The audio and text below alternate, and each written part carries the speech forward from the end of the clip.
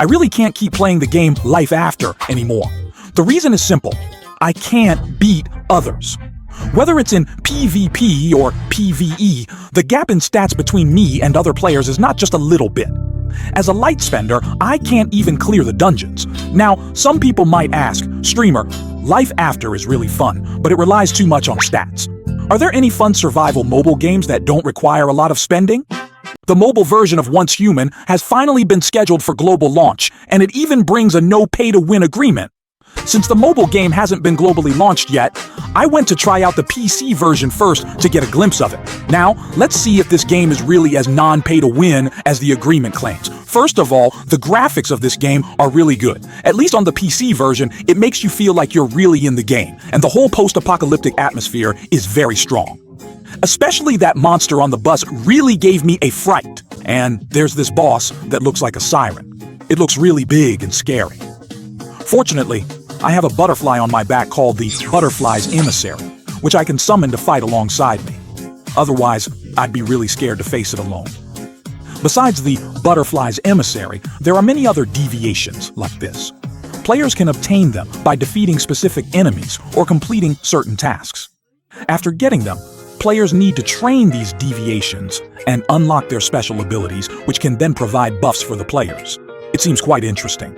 After defeating that boss, we can explore freely. The game map is really huge. As for your own house, you can freely choose a location on the large map to build it, which gives a high degree of freedom. Then there are the dungeons. You can either team up or play alone, which is very friendly to solo players. And the cover in these dungeons is simply a godsend. For example, when I ran out of bullets, you might think I would fail, right? I first used the cover to avoid the damage, then picked up the weapon dropped by the boss and fired away. Then I looked for a chance to get close and attack with a machete, and I actually managed to clear the dungeon against all odds. Let's talk about the issue that everyone cares about the most, spending money. As we all know, the Battle Pass is a major area where players might be tempted to spend. I took a look and found that all the rewards from the Battle Pass are things like appearance items or furniture recipes, and none of them are related to one's own combat power. The same goes for the in-game store. In addition, the game has developed several sets of scenarios. You can choose whatever mode you want to play. There are PvP, PvE, faction battles, and there's also a more challenging extreme survival scenario like the Way of Winter, which introduces a special mechanism of temperature survival challenges. Players need to use various means to improve their cold resistance and gradually adapt to and overcome all kinds of survival challenges. There's also the Blood Moon gameplay.